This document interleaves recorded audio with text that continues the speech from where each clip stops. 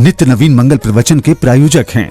Wonder cement, फर्क नजर आएगा। प्रभु मुझे बता दो चरणों में कैसे आऊं, माया के बंधनों से, माया के बंधनों से छुटकारा कैसे पाऊं। हे प्रभु मुझे बता दो, हे प्रभु मुझे बता दो। न जानू कोई पूजन, अज्ञानी हूँ मैं भगवन, न जान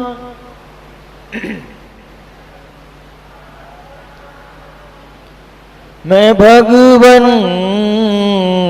करना कृपा दयालु, करना कृपा। बंधन से छूट जाऊं, हे प्रभु मुझे बता दो, हे प्रभु मुझे बता दो चरणों में कैसे आऊं। हे प्रभु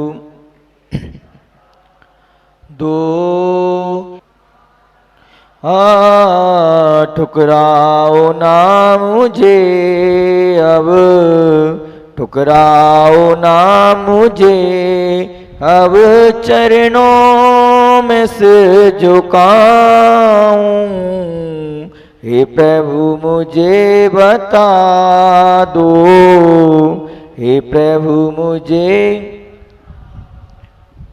चरणों में कैसे आऊं। हे प्रभु मुझे बता दो। मैं हूँ पतित स्वामी, तुम हो पतित पावन, मैं हूँ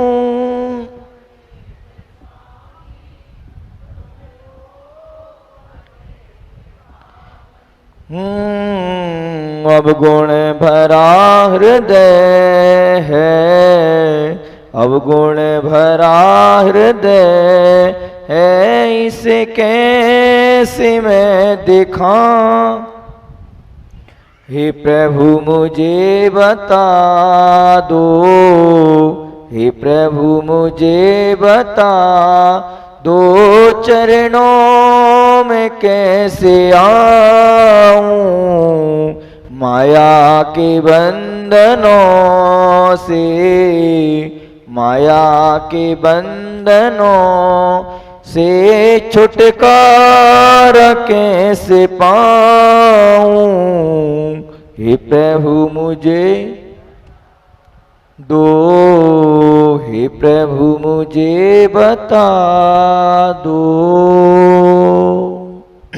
जो महावीर भगवान की, कुंडलपुर के बड़े बाबा की, संत श्रोमणी आचार्य भगवान गुरुवर श्री विद्यासागर जी महाराज की, परम पूज्य व्यापक मुनि श्री समता सागर जी महाराज की, पूज्य महासागर जी महाराज की। एक बार क्या हुआ कि हम गौशाला में गए, तो गौशाला में पशुओं के लिए जो आप लोग घर से बचा हुआ, जिसको बोलते हैं धोवन, धौन बोलते हैं, जो आप लोगों का जूठा, वो धौन कोई श्रावक गौशाला में गाय के लिए डालने के लिए गया। हम लोग जाते थे गौशाला, तो वहां जाकर देखा तो उस धोवन में एक छिपकली पड़ी हुई थी। हम लोगों ने देखा और हमने कहा देखो अगर ये गाय खा लेती तो गाय क्या हो जाती? मरण को प्राप्त हो जाती। आप लोगों ने कार्य तो बहुत अच्छा किया कि आप लोगों ने जो आपके घर के जो बचा हुआ सामान रहता है वो आपको ने इधवा तदवा यहाँ इधर उधर ना डाल के आपने गौशाला भेज दिया। देखो, गाय जो होती है बेचारी जूटन खाती है, धोन खाती है, और धोन खाने के बाद तुमको अमृत प्रदान करती है। ऐसी गाय होती है। तुम किसी व्यक्ति के लिए कितना अच्छा ही भोजन खिला देना, लेकिन वो व्यक्ति तुम्हारे लिए इतना उपकारी नहीं होगा जितनी उपकारी हमारे लिए गाय होती है। गाय हमारे लिए कितनी उपकारी है कि वो जूटा खाती है और हमारे लिए अमृत प्रदान करती है। अरे ठीक है, तुम उसको जूटा खिला रहे हो, घर के सब्जियों के छिक्कल आदि खिला रहे हो, लेकिन कम से कम शोधन करके देखभाल करके अगर उसको खिलाओ तो असमय में उस गाय की मृत्यु ना होगी। अपनी बात यही चल रही है कि हम सब्जियों को बिना सौदे की हुई वो क्या करते हैं? बना लेते हैं, सुधार लेते हैं। नहीं, उसको सुधारने के बाद सुधारते सुधारते देखते देखते अपन लोग टीवी देखते रहते हैं, उस सब्जी को सुधारते रहते हैं। नहीं करना। तुम्हारी दृष्टि टीवी की तरफ है, क्रिया तुम्हारी सब्जी सुधारने बनाने में है, लेकिन क्या पता कौन सा जीव वहां पर मर गया है और कौन सा जीव मरने कट बनने के बाद तुम्हारी सब्जी में परोसा गया है और तुमने खा लिया। क्योंकि जब सब्जी सुधारते हैं तो सुधारते सुधारते सब्जी में दिख तो जाएगा, लेकिन जब सब्जी फ्राई हो जाएगी तब तुम उसको देखने में बहुत मुश्किल होगी तुम्हारे लिए। ये डिसाइड करना मुश्किल हो जाती है कभी कभी चौके में कि जीरा है या कोई जीव है। बहुत सारे श्रावक तो दूर से ही कह देते हैं, महाराज जी जीरा है। भाई यार, इतनी बांस की अंजलि से हमको दिख नहीं रहा, तुमको इतनी 10 फीट दूर से दिख गया, क्या है? जीरा है। जब हम लोग सब्जी बना लेते हैं, सुधार लेते हैं, तब हमको दिखता नहीं है छौंक लगाने के बाद कि कौन जीव है या जीरा है। जब हम सुधारेंगे तब वो जीव हमको स्पष्ट दिख सकता है। जब भी आप लोग घर की क्रियाएं करो तो मात्र एक ही तरफ आपका दृष्टि होना चाहिए कि हाँ, सब्जी सुधार रहे हैं तो सिर्फ सब्जी सुधारने में हमारा उपयोग होना चाहिए, टीवी की तरफ हमारा उपयोग नहीं होना चाहिए। आप लोग टीवी को देखते देखते भोजन करते रहते हो, करते हो कि नहीं करते? चाहे प्रवचन चले, चाहे कोई भी सांस्कृतिक कार्यक्रम आए टीवी पे, चलो आप लोग पिक्चर नहीं देख रहे, कोई ना कोई धार्मिक चीज देख रहे हैं। नहीं नहीं, भोजन करते समय मात्र आपकी दृष्टि, आपका पूरा मन वचन काय भोजन में ही लगना चाहिए। क्योंकि जो व्यक्ति टीवी देखते हुए भोजन करता है, जो व्यक्ति मोबाइल देखते हुए भोजन करता है, उनको मांस खाने का दोष लगता है। ध्यान रखना। मांस खाने का दोष कैसे? क्यों? क्योंकि जब भी महाराज के लिए आप लोग आहार कराते हैं और इतना शोधन करने के बावजूद भी महाराज जी आप लोगों के लिए कोई ना कोई जीव निकाल कर दे देते हैं, तो बताइए, आप तो बिना शोधन किया वो बन रहा है और भोजन टीवी देखते देखते भोजन कर रहे हैं, तुम्हारे मुख में कितने सारे जीव चले गए। जाए चाहे नहीं जाए, लेकिन सारे के सारे बिना शोधन किए भोजन तुम कर रहे हो। तो जितनी बार तुम्हारा ग्रास, जितनी बार तुमने पानी पिया, ध्यान रखना उतने जीव तुम्हारे अंदर प्रवेश हो चाहे नहीं हो, लेकिन तुमको पाप तो बराबर लग चुका है। क्यों? क्योंकि तुमने प्रमाद पूर्वक कार्य किया है।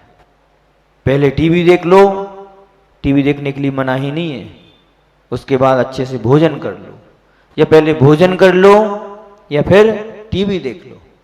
बच्चों को भी आप यही संस्कार दें कि बेटा देखते हुए मत खाना।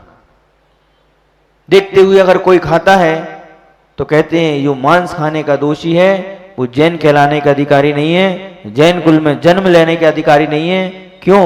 क्योंकि जैन धर्म तो क्या है? शाकाहारी धर्म है। और आप किसका सेवन कर रहे हो? मांस का सेवन। उदाहरण में बताया था आपके लिए।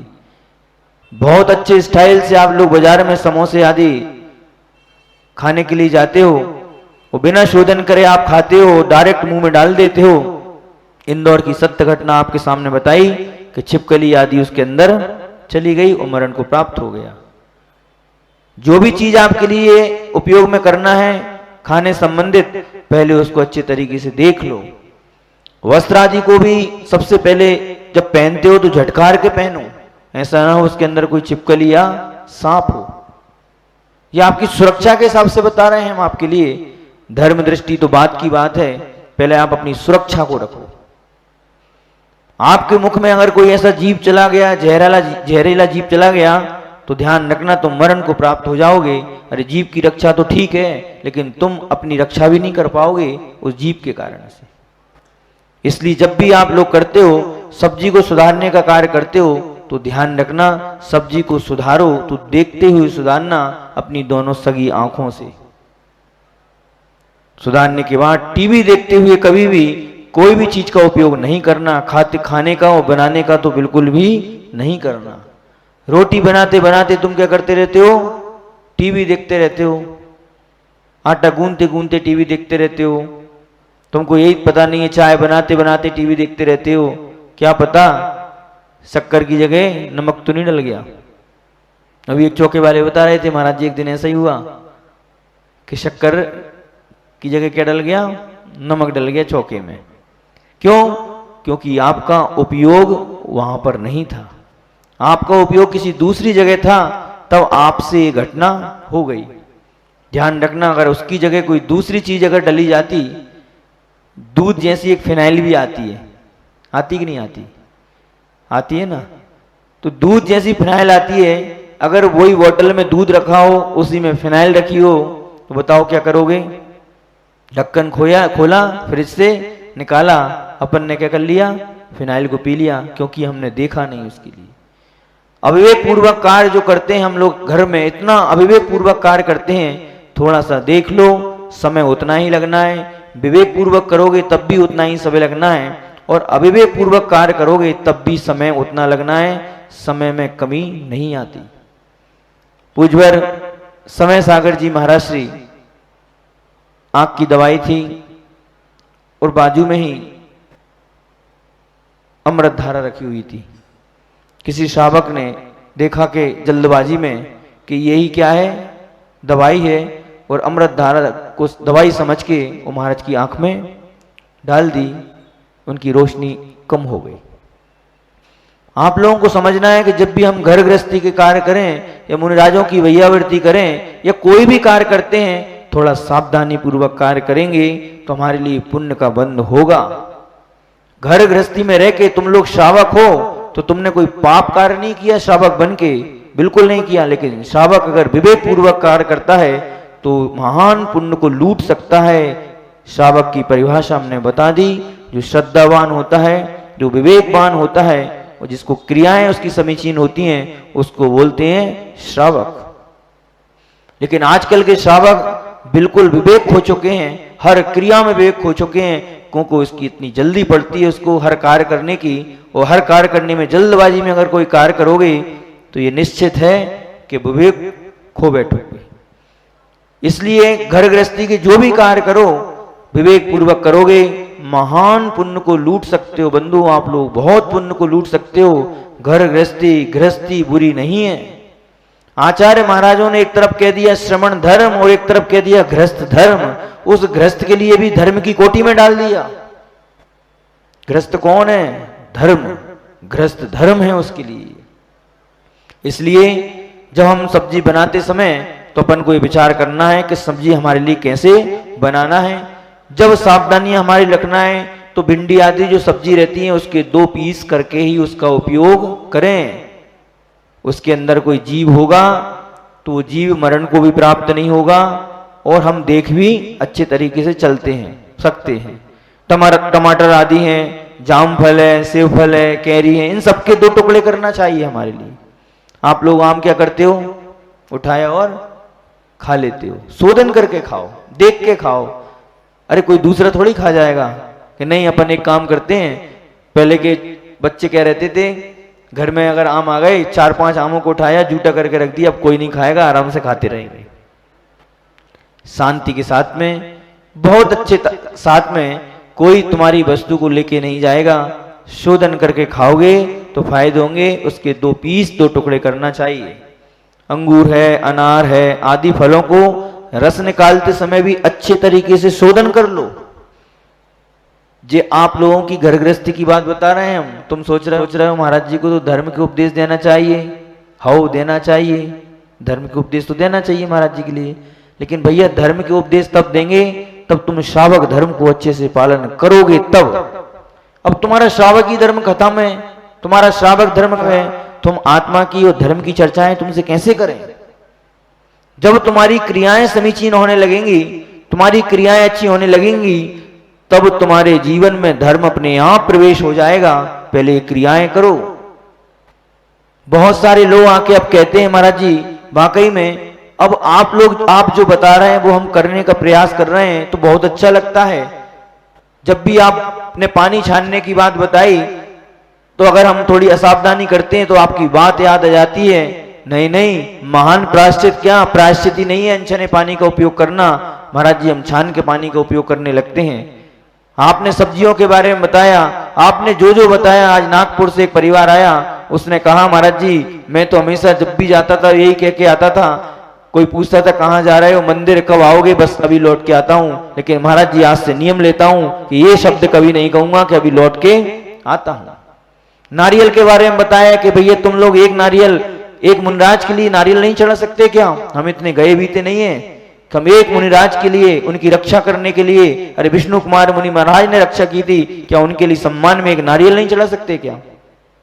अपने बच्चों के बर्थडे, जन्मदिन, एनिवर्सरी आदि में लाखों करोड़ों रुपए खर्च कर देते हैं, वो माथे पे शिकन नहीं आती है। वो मुनिराज जो 700 मुनिराजों के ऊपर इन आताताइयों ने जो उपसर्ग किया था और ऐसे विष्णु कुमार रिद्धिधारी मुनिराज ने उनकी रक्षा की थी, क्या हम एक श्रीफल भी नहीं चढ़ा सकते? इतने गए बीते हैं कि हम लोग।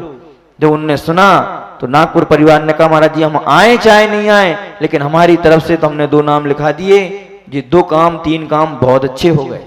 बाहर के लोग आके इतनी प्रेरणा लेके जाते हैं, लेकिन लोकल के लोग क्या पता चूना का पानी रहता है ना यहाँ का, और चूना कैसा रहता है, पत्थर ज्यादा है ना यहाँ पर।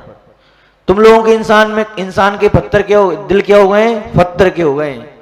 कहते हैं नमक की डल्ली पर अगर 1 बूंद का पानी डालते हैं तो नमक की डल्ली पानी हो जाती है, लेकिन इंसान के ऊपर कितना ही पानी डालो, कितना ही अमृत बरसाओ, वो पत्थर का पत्थर बना रहता है। नहीं, हमारे लिए आदर्श प्रस्तुत करना है, उन मुनिराजों की रक्षार्थ निमित्तार्थम तुम एक कार्य करेंगे। इसलिए आप लोगों से कहना चाहते हैं कि घर गृहस्थी के जो भी कार्य करते हैं बड़ी सावधानी पूर्वक करें। जब भी आप अनार आदि के जो रस निकालते हैं पहले अच्छी तरीके से देख लें, शोधन करें, उसके बाद क्या करें, रस निकालें। आप लोग हाथ से रस निकाल लेते हैं, हाथ धुले हैं कि नहीं धुले, नाखून में आपके में मैल है, और आप लोग क्या करते हो, रसों को निकाल लेते हो। भगवान जाने कि हाथ का रस निकला है कि अनार का रस निकला है, कितना गंदा करके तुम लोग साधु को देते हो। नहीं, शुद्धता साफ सफाई के साथ में देना चाहिए। आहार देते समय तुम लोगों के नाखून इतने गंदे रहते हैं, जितनी भी बीमारियां आती हैं वो हमारे नाखून से प्रवेश करती हैं। ध्यान रखना, नाखून अगर आपके साफ रहेंगे हाथ के और पैर के, तो तुम्हारे परिवार में सुख शांति आएगी और कभी भी तुम्हारे जीवन में रोग नहीं आएगा। इन हाथों से, हाथों की उंगलियों से और पैरों की उंगलियों से हमारे यहाँ पर नेगेटिव एनर्जी भी और पॉजिटिव एनर्जी दोनों प्रवेश करती है। अगर मल रहेगा तो क्या रहेगा, नेगेटिव एनर्जी हमारे अंदर जब प्रवेश करेगी तो मल के साथ में पॉजिटिव अगर आएगी तो मल के साथ में वो नेगेटिव हो जाएगी और हमारे शरीर में प्रवेश करेगी और हमारे घर में रोग और शरीर में रोग उत्पन्न हो जाएंगे। आप लोग हार देते समय एकदम साफ सफाई का ध्यान रखा करो, इधर उधर हाथ नहीं लगाया करो। कभी वस्त्रों से हाथ लगा लेते हो, कभी पसीना आता है तो उससे हाथ लगा लेते हो। भगवान जाने अगर एक बार देख लो तुम लोगों को, इसलिए हम तो ये देखते ही नहीं है। तुम तो देव हार और जल्दी से हम यहाँ से क्या करें, पराधीनचर्या है, साधु एक ही बार आता है। वो कहते हैं कि साधु के जीवन में ये मान लो आपका तो पुण्य कर्म का उदय है, लेकिन साधु का पाप कर्म का उदय है कि साधु तुम्हारे दरवाजे पे जाता है तो मात्र 2 रोटी खाने के लिए जाता है। अगर क्षुधा साधु को ना लगे, भूख ना लगे, तो तुम्हारे दरवाजे पे कभी भी नहीं आएगा। लेकिन तुम लोग तो जब साधु तुम्हारे चौके में आते हैं तो तुम तो माला माल हो जाते हो, लेकिन साधु जब तुम्हारे चौके में जाता है तो क्या हो जाता है? कंगाल हो जाता है। कैसी पराधीन चर्या है कि उस श्रावक के यहां पर मात्र 2 रोटी के लिए, 1 लोटा पानी के लिए उसके घर जाना पड़ रही है। ये मजबूरी है हमारी, ध्यान रखना। लेकिन तुम लोग तो अहोभाग्य समझना, तुम ये मत सोचना। हाँ, नहीं तुम लोग सोचने लगो कि महाराज जी को आहार नहीं मिल रहा इसलिए हमारे चौके में आ गए, हमारा उपकार है कि आज महाराज जी को हमने आहार करा दिए। कभी मत कह देना, ध्यान रखना, कभी मत कह देना। ये तो मुनि महाराज कहेंगे। जब भी साधु के अगर तुम्हारे चौके में अच्छे से आहार हो जाए, खुशी मनाते हो तुम लोग? मनाते हो नहीं? और जब कभी अंतराय हो जाता है साधु का, तो साधु तो कहते हैं तुम लोग रोते हो, वो साधु कहता है तुम कहोगे कि मेरे दानांतराय कर्म का उदय। वो साधु कहता है नहीं नहीं, मेरे लाभांतराय कर्म का उदय है। तुम लोग रोते क्यों हो? ये मेरा कर्म का उदय है। और तुम क्या कहोगे? ये हमारा कर्म का उदय है कि महाराज ने तो कृपा की हमारे यहां पर आके, लेकिन हम महाराज जी को आहार नहीं करा पाए। और महाराज जी कहेंगे नहीं नहीं, विकल्प नहीं करो, ये हमारा कर्म का उदय है। जब दोनों बातें ऐसी बोलेंगे, नहीं तुम कहने लगो हाओ महाराज जी आपको तो कर्म को उदय तो हम क्या करें, हमने तो अच्छे से आहार कराए थे। कभी मत कह देना। तो महाराज भी ये कभी नहीं कहेंगे कि दिखता नहीं है क्या, आंखें फूट गई हैं कि तुम्हारी, अच्छे से आहार क्यों नहीं कराते? महाराज भी कभी नहीं कहेंगे। दोनों अपनी अपनी जगह सही हैं। तुमको तो ऐसा ही बोलना चाहिए। एक बार पूज्यवर गुरुदेव के पास में एक पंडित जी पहुंचे और एक माजी आई। एक मुनिराज का अंतराय हुआ। वो माजी आचार्य जी के पास में खूब रो रही। महाराज जी आचार्य जी अंतराय हो गए, हमको प्रायश्चित चाहिए। जैसे आप लोग आते हो, रोने लगते हो, प्रायश्चित आदि मांगने लगते हो। तो आचार्य जी से बार बार रो रही। तो पंडित जी ने पूछा क्या हुआ माजी? तो कहती मेरे हाँ महाराज जी का अंतराय हो गया, मुझको बहुत विकल्प है। बहुत रो रही वो। तो पंडित जी कहते हैं अरे माँ जी क्यों रो रही हैं? महाराज का तो कर्म का उदय था, अब तुम रो के कर्मों को क्यों बांध रही हो? क्या बोलते हैं पंडित जी? मुनि महाराज का तो कर्म का उदय था, लेकिन अब तुम रो के कर्म क्यों बांध रही हो? आचार्य भगवान कहते हैं पंडित जी ये रो रही है, ये कर्म नहीं बांध रही, इसका धर्म ध्यान है। उस माँ का क्या है? उस श्रावक का धर्म ध्यान है। जब साधु के आहार होते हैं और नहीं होने के बाद अगर वो श्रावक रोता है, उसका धर्म ध्यान है, उसका बंद नहीं हो रहा है। किसने कहा कि रोने से बंद ही होता है? आप ये देखिए सही उसका इंटेंशन क्या है। आज मुनिराज के मेरे यहाँ पर अंतराय हुआ है, 24 घंटे कैसे निकलेंगे उनके, उनका धर्म ध्यान कैसे होगा, उनकी सामायिक कैसे होगी? क्योंकि तुम्हारे आहार के माध्यम से साधु की रत्न पालन होता है। तुम्हारे आहार के माध्यम से साधु के 24 घंटे व्यवस्थित निकलते हैं। इसलिए अपन लोगों को विचार करना है कि जब भी कोई भी तुम क्रिया करते हो, धार्मिक क्रिया करते हो, आहार संबंधित कोई भी क्रिया करते हो, विवेक पूर्वक क्रिया करोगे तो बंधुओं आहार तो तुम लोग दे रहे हो, चौका तो तुम लोग लगा रहे हो, लेकिन तुम्हारे लिए वो पुण्य की उपलब्धि नहीं हो पा रही जो तुम पुण्य के हकदार और अधिकारी हो। अगर तुम लोग मेहनत करने के बावजूद भी अगर हमारे लिए वो फल नहीं मिलता है तो ऐसी मेहनत करने से क्या मतलब? कोयलू के बैल की तरह लगे रहो। जो कोयलू का बैल रहता है ना, 24 घंटे क्या करता है? वो आंख में पट्टी बांध दी, वो घूमता रहता है, उसको लगता है कि मैं कई मीलों तक जा चुका हूं। जैसी आंख की पट्टी खुलती है वहीं का वहीं। ऐसी कोल्लू की बैल की तरह तुम लोग लगे हो दिन रात साधुओं की सेवा करने, भैयावृत्ति करने, अभिषेक करने, पूजन करने, लेकिन जब तक तुम्हारी अगर समीचीन क्रिया नहीं होगी तो बंधुओं तुम्हारे पुण्य की प्राप्ति नहीं है। कितना ही कुछ कर लेना, कार्य करो, अच्छा कार्य करो। पहले भी बता के आ चुके हैं कि श्रावक धर्म के लिए आप लोग श्रावक हो, आपके लिए कोई कार्य करने के लिए मना नहीं किया गया। मात्र एक संकल्पी हिंसा का आपके लिए कहा गया है कि आप लोग संकल्प पूर्वक कोई हिंसा नहीं करना। बाकी की आरंभी औद्योगिक ये हिंसा है, ये आप लोग व्यापारी आदि व्यापार में जो हिंसाएं होती हैं होंगी, लेकिन उसमें भी हमारे लिए सावधानी पूर्वक करना है। बताया गया है कि श्रावक के लिए कौन कौन से व्यापार करना चाहिए। श्रावक के लिए व्यापार आप लोग सुन लो, जब प्रसंग निकल चुका है तो श्रावक के लिए व्यापार करना चाहिए, अच्छे व्यापार करना चाहिए। आज आदिनाथ भगवान ने हमारे लिए असी मसी कृषि वाणिज्य शिल्प इसका उपदेश दिया। आदिनाथ भगवान ने कभी उपदेश नहीं दिया कि ब्यूटी पार्लर खोलो। हाँ, आदिनाथ भगवान ने कभी भी उपदेश नहीं दिया कि पेस्टिसाइड का उपयोग करो या दुकान खोलो। आदिनाथ भगवान ने कभी उपदेश नहीं दिया कि बंदूकों बारूदों का उपयोग करो या बेचो। ये हमारे जैन दर्शन में निषेध है। ये कार्य करने वाला आज आप लोगों से कह रहे हैं, अगर कोई के यहां पर ऐसे कार्य होते हैं कृपया वो चौका न लगाएं। जहां पर गर्भपात की दवाइयां बेचते हो, जीवों के मारने की दवाइयां आती हो, जिनके यहां पर ब्यूटी पार्लर आदि का उपयोग किया जाता है, वो कृपया कर चौका ना लगाएं। ऐसी जगह साधु नहीं जाएंगे। ब्यूटी पार्लर का मतलब क्या हुआ बता दो भैया। नाम रख दिया ब्यूटी पार्लर, उसका मतलब क्या है? इधर पुरुष बाल बनाता है, इधर महिला बना रही, बात तो बराबर है। नहीं, ये हमारे कार्य नहीं है। सबकी व्यवस्थाएं अलग अलग हैं, उन व्यवस्थाओं के अनुरूप उनको कार्य करने दो। आप लोग तो इतने उच्च कुल के हो, आप लोग ऐसा कार्य क्यों कर रहे हो? क्या ऐसी इसी पर्याय में जाना है कि आपके लिए? वो जाना है तो करो। आप लोग तो सेठ साहूकार हो, आप लोगों के करने के योग्य कार्य नहीं है। हमारे करने के योग्य व्यापार तो अलग रहते हैं, जिनमें कम से कम अल्प हिंसा हो। अधिक हिंसा होने वाले कार्य के लिए स्पष्ट मना कर रखा है आगम में कि जिनके यहाँ पर ब्यूटी पार्लर, जिनके यहाँ पर ऐसे बारूदों आदि का उपयोग किया जाता है और जहाँ पर ऐसी दवाइयों का उपयोग किया जाता है जिनमें बहुत मात्रा में जीवों की हिंसा होती हो, कृपया वो जैन वणिक जो जैन व्यापारी है इनका व्यापार ना करे, स्पष्ट उल्लेख है।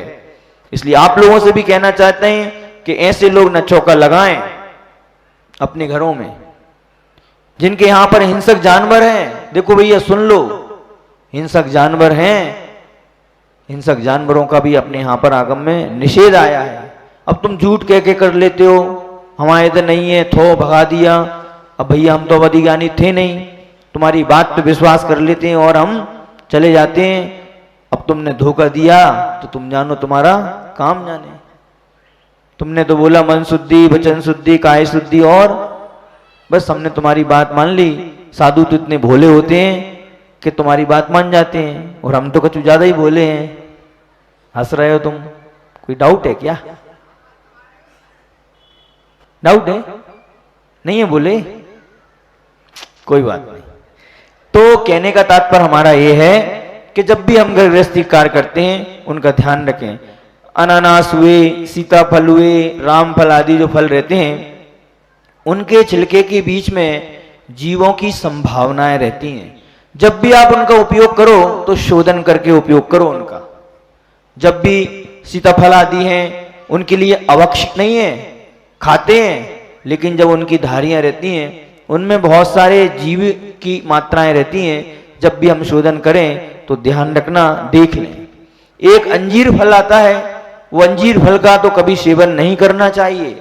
जितने भी डॉक्टर्स लोग हैं वो आप लोगों के लिए ब्लड बढ़ाने के लिए वो सबसे पहले कहते हैं कि अंजीर का सेवन करें। अंजीर जो है, यूट्यूब पे आप देखोगे अंजीर एक कहानी, जब अंजीर को अपन खोलते हैं तो उसमें से असंख्यात जीव बिलबिलाते हुए निकलते हैं।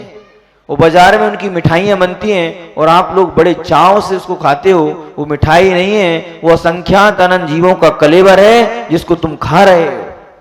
ऐसी चीजों से खून बढ़ाने से क्या मतलब है हमारे लिए? अरे खून बढ़ाना ही है, अच्छी डाइट रखो, अनार का रस पियो, काले बादाम, काले किशमिश और मुनक्के खाओ, ब्लड बढ़ जाएगा तुम्हारे लिए। और जिसका ब्लड नहीं बढ़ रहा हो 10-15 दिन हमारे पास भेज देना, हम लोग हंसा हंसा के उसका ब्लड बढ़ा देंगे। खाने से ब्लड बढ़ता है, इन सब चीजों से नहीं। लेकिन अच्छी चीज अपन खाएंगे तो ब्लड भी क्या होगा अपना, बढ़ेगा। लेकिन किसी जीवों को मार के, किसी जीवों को मारने के बाद अगर अपन खाते हैं और ब्लड बढ़ाते हैं तो तो किसी का ब्लड पी के अगर अपना ब्लड बढ़ा रहे हो तो क्या मतलब है हमारे लिए? ऐसी जिंदगी सो कहले जिंदगी हो ही ना तो अच्छी है, हम अपनों को ब्लड नहीं बढ़ाना। पहले से व्यवस्थित रहो कि तुम्हारे ब्लड जो है कम हो ही ना। अच्छे से खान पान रखो, अच्छे से डाइट रखो उसके लिए। इसलिए अपन को ध्यान रखना है इन सब सावधानियों का। दूसरी बात यह है कि जब भी सब्जी को उपयोग करें तो पहले सब्जी को धो लो। हम लोग क्या करते हैं कि सब्जी को बनाने के बाद धोते हैं। धोते को नहीं धोते, पहले नहीं धोते, धोते हैं। कटनी वाले वो सभ्य लोग हैं तो कहते हैं वैसे सभ्य और पढ़े लिखे लोग जो रहते हैं सब्जी को क्या करते हैं, धोकर ही बनाते हैं। लेकिन सब्जी सुधार कर छौंकने से पहले धो लेते हैं। वो ये समझते हैं कि पहले जो रहे किसी माली ने पानी डाला होगा इसलिए धुल गई होगी। बहुत सारे लोग नहीं करते।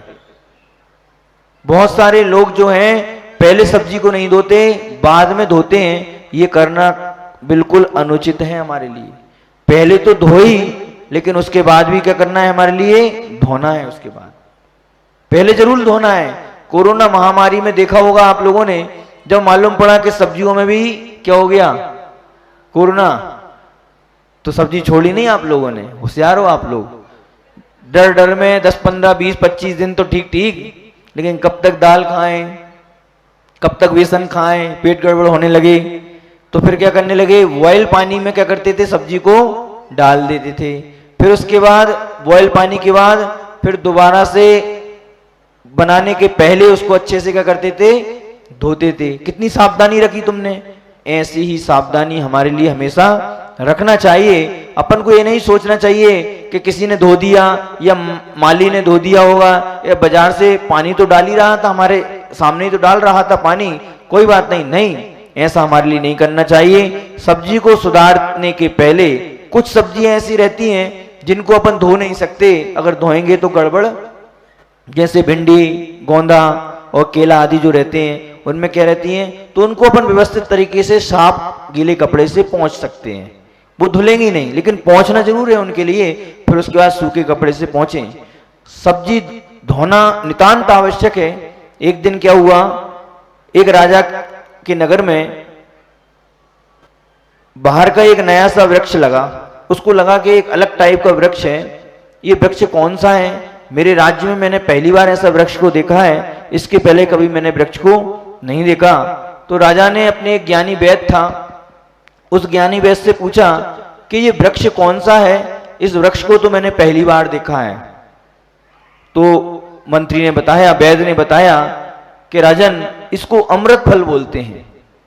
इस अमृत फल से के फायदे ये हैं कि जैसे इसमें फल आते हैं, वो फल आने के बाद अगर कोई व्यक्ति बीमार होता है, कोई व्यक्ति अगर रोगी होता है, तो रोगी अगर उसको फल को खा लेता है तो उसके सारे रोग समाप्त हो जाते हैं। तो राजा ने बहुत अच्छी बड़ी बाउंड्री बनवा के वो चारों तरफ पहरेदार बिठा दिए और कह दिया कि कोई भी व्यक्ति इसके फल नहीं तोड़ेगा, और जो भी फल आएंगे सबसे पहले हमारे यहाँ पर आएंगे। जब देखा, देखते हुए एक दिन असमय में एक फल जो था वो पक गया, और जैसे ही फल पका तो माली ने उसको तोड़ के कहा कि सबसे प्रथम फल जो है वो राजा को समर्पित करना चाहिए। और जब राजा के पास में वो फल गया तो राजा से कहा कि राजा, ये अमृत फल है, उसी पेड़ में लगा हुआ है। राजा बहुत प्रसन्न हुआ, उस फल के लिए उसने अपने बेटे को दे दिया खाने के लिए।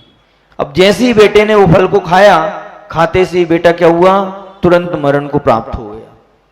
अब जैसे ही मरण को प्राप्त हुआ तो राजा बहुत क्रोधित हुआ, और क्रोधित होने के बाद में जिस वैद्य ने बताया था कि ये अमृत फल है, वो अमृत फल ना होके क्या हो गया, विष का कार्य करने लगा। और राजा ने कहा कि उस वृद्ध वैद्य के लिए सूली पर चढ़ा दिया जाए, जिसके कारण से आज मेरा बेटा मरण को प्राप्त हुआ है। लेकिन वैद्य ने कहा, नहीं राजन, मैंने झूठ नहीं बोला, ये तो अमृत फल।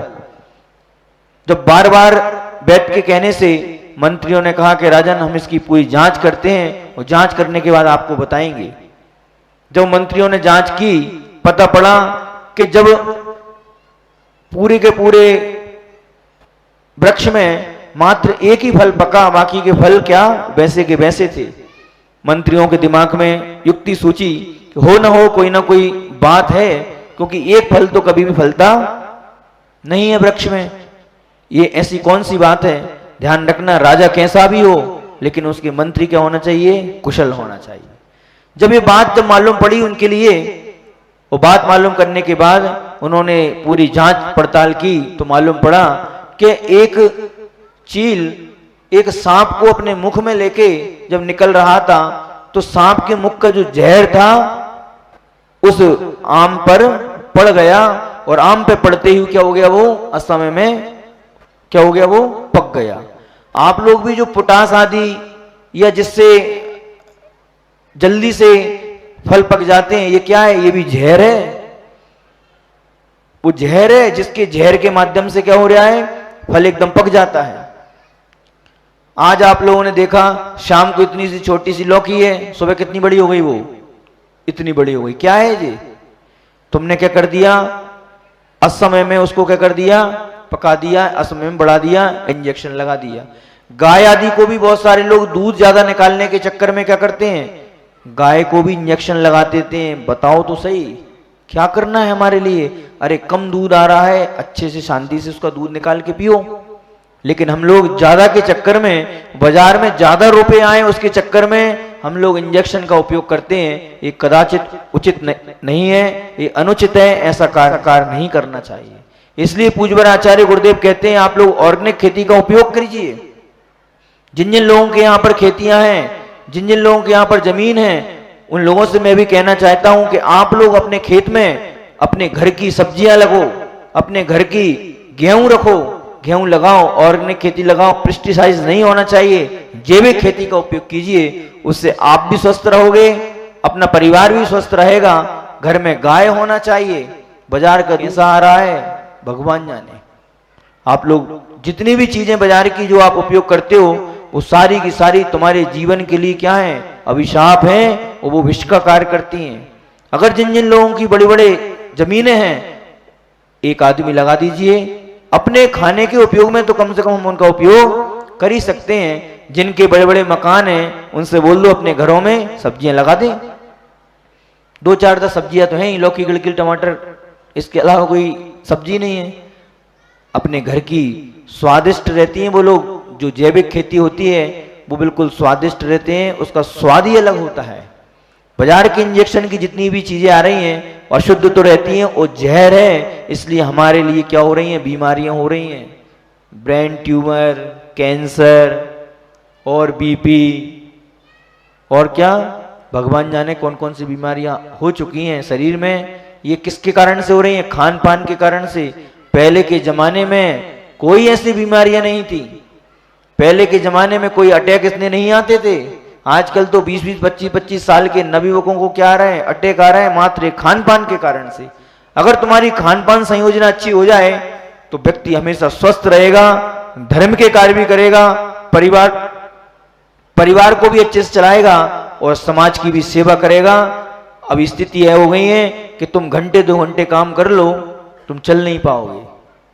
शकर जी की वंदना करने की बात कर दो तो हाँपी आने लगेगी। अरे हमारे ऊपर आने 60 जीने चढ़ते चढ़ते तो आदमी के लिए क्या हो जाती है? महाराज बहुत ऊपर बैठे हो। अब बताओ, दिन में 3-4-5 बार चढ़ते हो, उतरते हैं हम। तुम लोग एक बार में भी क्या होता है तुम्हारे लिए? तकलीफ होती है। सम्मेद शेखर जी की वंदना करके आओ 27 किलोमीटर की। महाराज जी एक में क्या हो जाती है? नानी याद आ जाती है। वो चले भी जाओगे तो लौट के या तो गाड़ी से आओगे या बाजू में डोली वाला चलता रहता है। शरीर की कैपेसिटी नहीं। ऊपर से तो तुम्हारा शरीर दिखता है कि स्ट्रांग है, लेकिन अंदर से तुम्हारा शरीर पूरा खोखला हो चुका है। कुछ नहीं है तुम्हारे शरीर में। ना तुम शरीर से मेहनत कर सकते हो, ना तुम शरीर से कोई कार्य कर सकते हो। ऐसा शरीर क्या काम का तुम्हारे लिए? इसलिए जब राजा को मालूम पड़ा और मंत्रियों ने बताया कि राजन बात ऐसी है कि वहां से जब सर्प निकल रहा था उसका विष उस आम पर गिरा। मात्र एक ही आम पका था और माली ने सोचा कि प्रथम आम जो है, क्योंकि प्रथम फसल जो होती है वो राजा को दी जाती है। प्रथम फसल क्या है? राजा को दी जाती है। इसलिए उसने सोचा कि आपके चरणों में समर्पित कर दिया। ऐसे कोई भाव नहीं थे, है तो ये अमृत फली। और जब जैसे ही राजा को मालूम पड़ा तो राजा उस समय भी नहीं समझा, और कुछ दिनों बाद जब उसमें सारे के सारे आम फल पक चुके थे, तब गांव के जितने लोगों ने वो फलों को खाए, जो बीमार थे वो क्या हो गए, स्वस्थ हो गए। तब राजा की समझ में आया कि देखो स्थितियां ये थी, आप लोग खाओ तो धोखे खाओ, अगर राजा का बेटा अगर उसको धोखे खाता तो कभी मरण को प्राप्त नहीं होता। बाजार में जाते हो तुम लोग, वो ठेले वाले के पास जाके एक टमाटर उठाया खा लिया, जामफल उठाया खा लिया, धोए नहीं धोए भगवान जाने, ककड़ी को उठाया खा लिया, गाजर को उठाया खा लिया, बेर को उठाया मुंह में धर लिया। बेर के बारे में बताया था ना एक दिन हमने, खा लिया हमने। धुलना नहीं हमारे लिए, नहीं, हर वस्तु को धोकर ही हमारे लिए उपयोग करना है। हम खाने के लिए निषेध नहीं कर रहे आपके लिए, लेकिन बंधु आप लोग खाओ तो धो के खाओगे तो तुम लोग एक तो असमय मरण को प्राप्त नहीं हो पाओगे। इस शरीर से बहुत कार्य करना है, और जब भी मन में विचार आना चाहिए कि हम खा रहे हैं तो क्यों खा रहे हैं। देखो, एक तो मिथ्या दृष्टि भी भोग करता है और एक सम्यक दृष्टि भी, लेकिन मिथ्या दृष्टि की क्रिया में क्या अंतर रहता है। मिथ्या दृष्टि सोचता है कि मैं मात्र गड्ढा मतलब भोजन करने के लिए खा रहा हूं, आनंद के लिए, शरीर को पुष्ट करने के लिए खा रहा हूं, स्वाद के लिए खा रहा हूं। लेकिन सम्यक दृष्टि कहता है नहीं, मात्र शरीर चलाने के लिए भोजन कर रहा हूं, शरीर चलाने के लिए भोजन कर रहा हूं। अगर मैं भोजन नहीं लूंगा तो मेरा शरीर नहीं चल पाएगा। इस शरीर से मुझको क्या करना है, धर्म ध्यान करना है। दोनों की क्रियाओं में अंतर दिखता नहीं है, क्रियाएं एक हैं लेकिन उनके प्रयोजन में बहुत अंतर है। आप लोगों को भी विचार करना है कि इस शरीर से भी, जब मेरा शरीर स्वस्थ होगा तो मैं धर्म कर पाएंगे। थोड़ी सी बीमारियां हो जाती हैं तो आप लोग मंदिर जाना बंद कर देते हो, तुम लोग अभिषेक जाना बंद कर देते हो। कोई तकलीफ हो जाती है तुम्हारे लिए, विचार करना भगवान अगर मैं स्वस्थ रहूंगा तो मैं धर्म ध्यान भी कर सकता हूं, अभिषेक भी कर सकता हूं, पूजन भी कर सकता हूं, साधुओं के दर्शन भी कर सकता हूं, आहार दान भी दे सकता हूं। और अगर शरीर स्वस्थ नहीं है तो ये सारी की सारी क्रियाएं क्या होंगी, तुम्हारी खत्म हो जाएंगी। इसलिए हमारे लिए जब भी हम कोई भी कार्य करते हैं तो हमारे लिए ध्यान रखना है कि जैसी राजा के बेटे का मरण हुआ ऐसा ना हो कोई अशुद्ध वस्तु को खाने से हमारे परिवार में, हमारे बच्चे, हमारे घर परिवार के किसी शावक को कोई इस दुर्घटना से, घटना से दोबारा से राजा से अपन को शिक्षा लेना चाहिए। जो भी वस्तु का उपयोग करो धो के उपयोग करो, ऐसे नहीं खाना। हम लोग राजस्थान में थे तो राजस्थान में भी बहुत सारे जैन परिवारों में गेहूं धोला नहीं जाता, बिल्कुल नहीं धोते। वहां पर पूछा हमने तो कहते नहीं महाराज जी, सीधा आता है और टंकी में डाल देते हैं, हमारा साल भर काम हो जाता है। तो महाराज जी लोगों के लिए क्या करते हो, तो महाराज जी लोगों के लिए ऐसे गीला कपड़ा किया और जब महाराज जी आते हैं उसको पहुंच लेते हैं। बताओ राजस्थान वाले बैठे हो कि पता अभी धोते हैं कि नहीं धोते, नहीं धोते, ये भी नहीं धोते, हम बता रहे हैं। इधर उधर मत देखो, नहीं धोते, हम बता रहे हैं ना। जब तुम अगर गेहूं को धोगे देखना कितनी गंदगी रहती है उस गेहूं में। बुंदेलखंड और मध्य प्रदेश में ये व्यवस्थाएं हैं कि गर्मियों में, कड़ाके की गर्मियों में, साल भर का कोटा गेहूं को रख लेते हैं और समय निकाल के धोते हैं। धोने के बाद सुखाते हैं, 2-3 दिन तक सूखने के बाद डंडा लेके खड़े हो जाएंगे, कोई जीव जंतु उसमें मुंह ना मार दे। और गलती से अगर कोई मुंह मार देता है तो फिर धुलते हैं उसके लिए। सुखाने के बाद 3-4 दिन के बाद प्रेक दाने को मुंह में डालते हैं और जैसी कट की आवाज आती है समझ जाते हैं गेहूं सूख गया है और टंकी में भर देते हैं और साल भर अच्छे तरीके से उसका उपयोग करते हैं। बहुत सारी जगह जैन समाज में तो चलो ये प्रथा है, लेकिन अन्यत्र दूसरी संप्रदाय में गेहूं धोने की परंपरा नहीं है। जो लोग भी सुन रहे हैं उन लोगों से भी कहना चाहते हैं कि नहीं, गेहूं का उपयोग धो के ही करना चाहिए हमारे लिए। आप लोग ध्यान रखना, हम लोग किशनगढ़ जाते थे जंगल के लिए तो हमने वहां पर देखा कि बहुत मंडी में जाते थे जंगल, तो मंडियों में तो क्या है, ढेर के ढेर लगे रहते हैं, बोरियों की बोरियां लगी रहती हैं। सुबह देखते थे कि वहीं पे कुत्ता लघु शंका कर रहा, वहीं पे गधा लघु शंका कर रहा, वहां पे सुअर लघु शंका कर रहा। अब वही गेहूं क्या हो गया, तुम्हारे यहां पर आ गया और आने के बाद क्या हो गया, तुमने धुला नहीं है। अब बताओ तुमने कुत्ता, सूकर, गधा, सबका क्या हुआ, हाँ महाराज जी वो तो महाराज जी बहुत अच्छा है, उससे कोरोना नहीं होता। क्यों? क्योंकि उसकी इम्यूनिटी बहुत पावर अच्छी रहती है, कुत्ते की, गधे की, सुअर की। और जो बिना हुआ धुला हुआ गेहूं खाएगा उसको कभी कोरोना नहीं होगा। क्यों? क्योंकि इसमें तो इतनी इम्यूनिटी पावर व्यक्तियों की क्या है, सींचा गया है, पानी डला है उसमें। नहीं नहीं, करना है तो ठीक है कर लो, हमारा क्या है। नहीं, अपने लिए ध्यान रखना चाहिए। घर परिवार को स्वस्थ रखना है तो मात्र तुम्हारी भोजन पान की संयोजना अच्छी होगी, तब तुम्हारा घर परिवार स्वस्थ हो पाएगा। नहीं तो ध्यान रखना, करोड़ों करोड़ों रुपए व्यक्ति कमा लेता है, कमाने के बाद भी उसके लिए एक ग्रास नहीं खा पाता, उसको ऐसी बीमारी हो जाती है, कह दिया नहीं ये अन्न नहीं खा पाएगा। इतना पैसा क्या काम का कि जो अन्न न खा पाए। जो डायलिसिस वाले होते हैं उसको पानी नहीं दिया जाता बेचारे के लिए, प्यास लग रही है उसके लिए, पानी देंगे दिक्कत हो जाएगी उसके लिए। व्यक्ति इतना सब कुछ होने के बावजूद भी ना चैन से खा पा रहा है ना पी पा रहा है। जैसे सावन भादे में स्वास्थ्य की दृष्टि से ही सब्जियां कम खानी चाहिए और गर्मी में खटाई, आम, ककड़ी आदि का सेवन उचित ज्यादा करना चाहिए। ये सब्जियों के हिसाब से, मौसम के हिसाब से भी आप लोगों को सब्जियों को ध्यान करना चाहिए। शरीर में प्रतिकूलताएं स्वास्थ्य संबंधित जो आती हैं वो हमारे खान पान की संयोजना से आती हैं। जिस मौसम में अगर जो फलों का, जिस ऋतु में जो फलों का, सब्जियों का हम उपयोग नहीं करेंगे तो निश्चित है कि हमको बीमारी होंगी। आजकल बहुत सारी ये सब्जियां जो हैं हर मौसम में आने लगी हैं, जो कि कोल्ड स्टोरेज में रखी रहती हैं और रखने के बाद आम किसी भी सीजन में ले लो, ककड़ी किसी भी सीजन में ले लो, फल किसी भी सीजन में ले लो। ऐसा नहीं, जिस सीजन में जो फल है, जो अनाज है, जो दाल है, उसके हिसाब से ही हमको सेवन करना चाहिए। जो हमने आपको पुस्तक के बारे में बताया था वो पुस्तक में लिखा हुआ है कि कौन से ऋतु में कौन से फलों का, अनाज का, सब्जियों का, मसालों का सेवन करना चाहिए।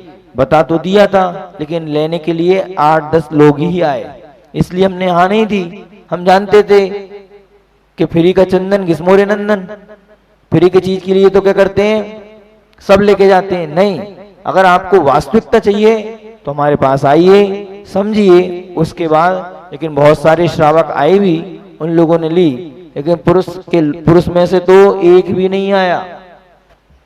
क्यों? हमारे तो पूरे नियम है महाराज जी, हम तो बिल्कुल स्वस्थ हैं एकदम, हमको नियमों की आवश्यकता नहीं है।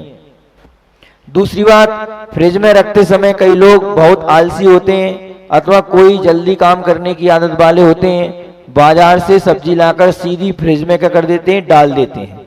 जैसे पालक, मेथी, धनिया पत्ती, पुदीना के डंठल आदि बिना देखे फ्रिज में डाल देते हैं, जिससे छोटे छोटे जीव, सांप, मेढक, छिपकली आदि उनके अंदर बैठ जाते हैं और फ्रिज की ठंड की सहन न होकर बाहर निकल जाते हैं, जिससे बड़ी बड़ी घटनाएं, दुर्घटनाएं भी हो जाती हैं।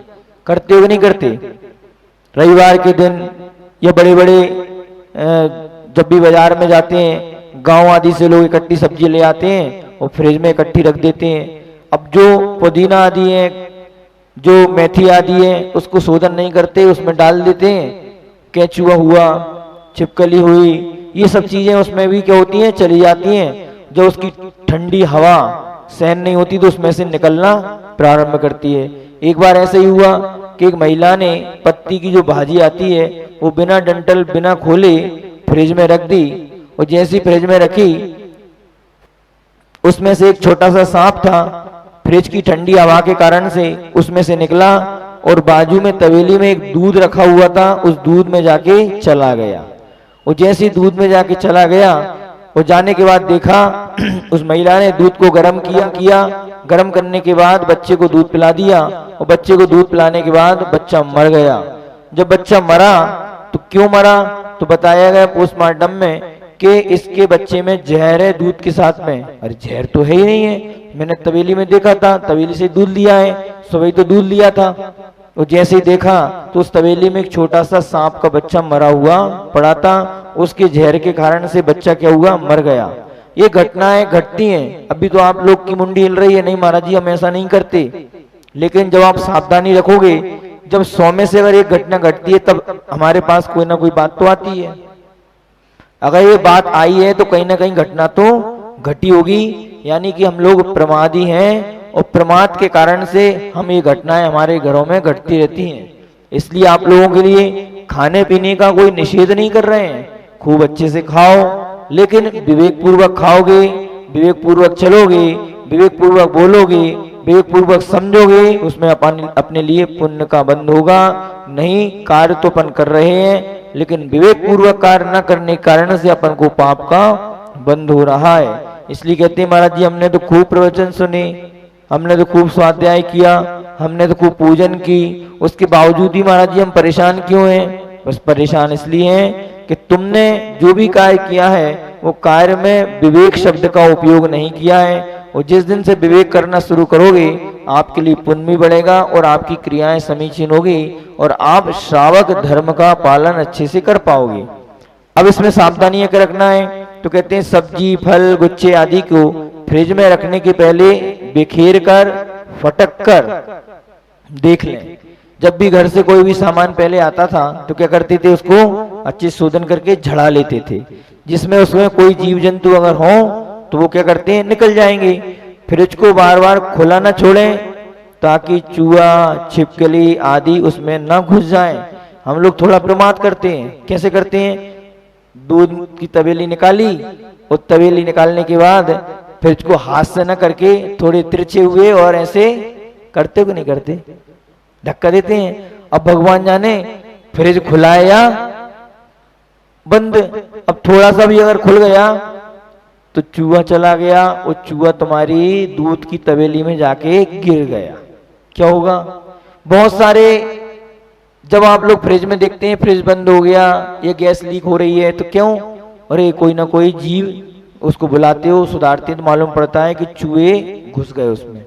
ये हर घर में, प्रत्येक घर में ये घटनाएं होती रहती हैं, लेकिन हमको सावधानी पूर्वक कार्य करना चाहिए। जब भी हम लाइट आदि कम हो तो फ्रिज में सब्जियां ना रखें, ध्यान रखना। जब घर में फ्रिक्शन होता है लाइट का, लाइट कम होती है, लाइट डिम होती है, उसमें सब्जियां ना रखें, सब्जियां बेकार होने की संभावनाएं पूर्ण होती हैं। इसलिए आप लोग क्या करते हो, स्टेबलाइजर लगा देते हो ना, मेंटेन करने के लिए लगाते हो ना। अब तो शायद फ्रिज के अंदर ही सेट होके आने लगा, हो गया ना, हमको पता नहीं है, फ्रिज के अंदर ही सेट हो जाता है। इसलिए ये घर गृहस्थी की जो बातें हैं ये आप लोगों के लिए बहुत आवश्यक है। दूसरी बात, आप लोग घर में कूलर आदि का उपयोग करते हो कि नहीं करते? एक चीज करा करो, कूलर का उपयोग करते हो, हम कुछ नहीं कहते, लेकिन कूलर का उपयोग करो तो पानी को छान के उसमें पानी भरो, जितना आवश्यक हो उतने पानी का उपयोग करो। कूलर को बराबर देखते रहो, कोई छिपकली, कोई चूहा, कोई जीव तो उसके अंदर नहीं चला गया। पानी भरने के बाद 2-2 महीने तक, 15-15 दिन तक, 20-20 दिन तक आप फ्रिज को ध्यान नहीं रखते, पानी को साफ नहीं करते, कितने सारे जीव उसमें मर जाते हैं, मरण को प्राप्त हो जाते हैं। पहली बात तो अगर कूलर का उपयोग ना करो तो अच्छा है। पंखे आदि का उपयोग करते हो, ठीक है भैया कर रहे हो क्योंकि गर्मी है, और हम तो कहते हैं आप लोग छतों पे सो तो बहुत अच्छा है। अब छत तो महाराज जी लोगों के लिए हो गई है, आप लोग तो बड़े आदमी हो गए हो क्योंकि आप लोग एसी कूलर में रहते हो। और सबसे ज्यादा गरीब तो कौन है? हमारे महाराज। इसलिए हमने महाराज छत आपके लिए छोड़ दी है और हम लोग तो नीचे कमरे में गर्मी में आराम से रह लेंगे। गर्मी में अरे महाराज की तो कितना ध्यान रखते हो, तुम्हारे जैसा कोई व्यक्ति नहीं है महाराज जी ध्यान रखने वाला। जब बाद में मालूम पड़ी बढ़िया ये तो एसी कूलर में सोते रहते हैं। छत जो थी पहले के जमाने में लोग छतों पे सोते थे। आप बड़े बुजुर्ग लोग हैं उनसे पूछो कि छत के आनंद कितने रहते थे। क्यों भजन सागर जी? छत में सोने के आनंद बहुत थे। छत पे सोते थे तो शरीर में कोई बीमारी नहीं होती थी, हाथ पैरन में जकड़न नहीं होती थी और समय से पहले नींद खुल जाती थी, पूर्ण नींद होने के बाद। अभी भी हम जब छत पे रहते हैं पता ही नहीं पड़ता कि कब 3 बजे अपने आप नींद खुल जाती है। कोई अलार्म नहीं, कोई कुछ नहीं, कोई कुछ भी नहीं, और उठने के बाद एकदम फ्रेशनेस रहती है और इतना आनंद आता है और बहुत अच्छे तरीके से सामायिक सब कुछ बहुत अच्छे से होती हैं। लेकिन घरों में एसी कूलर में आलसी यानी शरीर आलसी होता है, नींद तो कम आएगी लेकिन आलस ज्यादा रहेगा, हाथ पैर टूटे टूटे रहेंगे, जकड़न में हाथ पैर रहेंगे। सबसे अच्छा है अगर आप लोग छतों का उपयोग करना शुरू कर दें तो लाइट के अपव्यय से बच जाएंगे। दिन तो हम निकल जाता है हमारा दिन, लेकिन सबसे दिक्कत कब आती है? रात को। और सबसे ज्यादा एसी कब चलते हैं? रात को। दिन में कम लोग उपयोग करते हैं, और अगर तुम लोग रात को छतों पे सोना शुरू कर दिया तो कितना अच्छा रहेगा।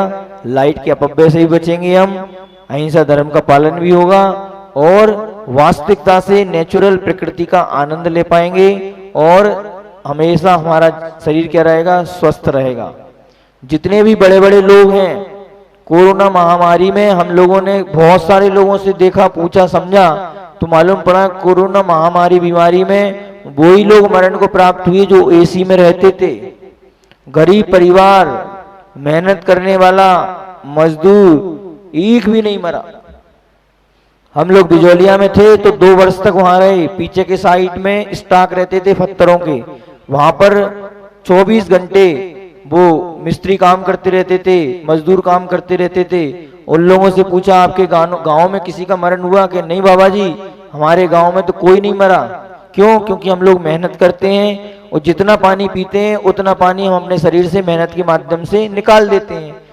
जितने लोग जो सेठिया लोग रहते हैं, इनको शरीर से पसीना आता नहीं है, एक गिलास रखे रहते हैं, वो एक गिलास को एक एक घूंट पीते पीते 24 घंटे निकाल देते हैं। ये ठीक नहीं है। हमारे शरीर में कम से कम 6 से 7 लीटर पानी का आना और जाना होना चाहिए।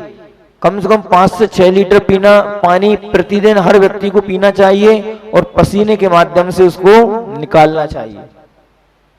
जो पसीना निकलता है, पसीने से हमारे शरीर की विकृति, बीमारी, टॉक्सिन्स निकलते हैं। बीमारी पसीने के माध्यम से जिन व्यक्तियों को पसीना आता है वो व्यक्ति कभी बीमार नहीं होता। हाँ, अधिक पसीना आना ठीक नहीं है, लेकिन जो सामान्य से जो पसीना आता है वो पसीना आना आवश्यक है। आप लोग देखते हो ना कि जब गर्मी का समय रहता है तो कितना अच्छा लगता है, पसीना निकल जाता है, फ्रेशनेस हो जाती है, भले 50 का टेम्परेचर क्यों ना हो। लेकिन ये जो मौसम है अभी वर्तमान का, इस मौसम में क्या होता है? कुंवार। इस मौसम में घबराहट होती है, चिपचिप होती है, पसीना नहीं निकलता इसमें, चिपचिप होगी, कितनी घबराहट होती है इसमें, जी घबराता है, दमसक उठता है। क्यों? क्योंकि इसमें पसीना नहीं निकल रहा। और जैसी बॉडी से पसीना निकलता है तो हम क्या हो जाते हैं? स्वस्थ हो जाते हैं। जो बुखार आदि आता है जिसके लिए, उसके लिए अगर पसीना नहीं आता है तो एक गोली खिला दी जाती है और उड़ा के उसको सुला दिया जाता है। थोड़ी देर में उसके शरीर से पसीना निकलता है और पूर्ण वो घोड़े की तरह दौड़ने लगता है। होता है कि नहीं होता? ये प्रैक्टिकल याद आ रही है ना हमारी बातें जो बता रहे हैं, होता ही है ये। इसलिए हमारे शरीर से पसीना निकलना आवश्यक है। जो लोग एसी कूलर में रहते हैं वो पसीना नहीं निकल पाते तो सुबह सुबह जिम जाते हैं पसीना निकालने के लिए। जाते हैं कि नहीं जाते? क्यों? क्योंकि पसीना निकालना क्या है? आवश्यक है। भैया अगर तुम लोग छतों पे रहोगे, सामान्य से एक्सरसाइज करोगे तो आपके शरीर के लिए जिम की आवश्यकता नहीं पड़ेगी, और जिम की आवश्यकता पड़ेगी पसीना निकालने के लिए। निकालो आराम से। अरे हमको नेचुरल पसीना निकालना है ना, हमारे लिए पानी का इतना आदान प्रदान कर दो कि जितना पी लो पानी को कि वो अपने आप पानी क्या करेगा? पसीने के माध्यम से निकल जाएगा, और कोई भी बीमारी हमारे शरीर में ना आएगी और ना ही प्रवेश करेगी। इन सब सावधानियों का आप लोगों को ध्यान रखना चाहिए। अपना यहाँ तक का जो सब्जेक्ट था वो पूरा क्लियर हुआ। आगे जैसा समय रहेगा वैसा देखेंगे। कि महाराज जी ने बिल्कुल सत्य कहा था, इसलिए आषाढ़ का छूटा किसान और डाल का छूटा बंदर कहीं भी शरण को प्राप्त नहीं होता। समझ जाओ तो ठीक है, नहीं तो कोई बात नहीं है। आपका समय हो गया है। नित्य नवीन मंगल प्रवचन के प्रायोजक थे वंडर सीमेंट। फर्क नजर आएगा।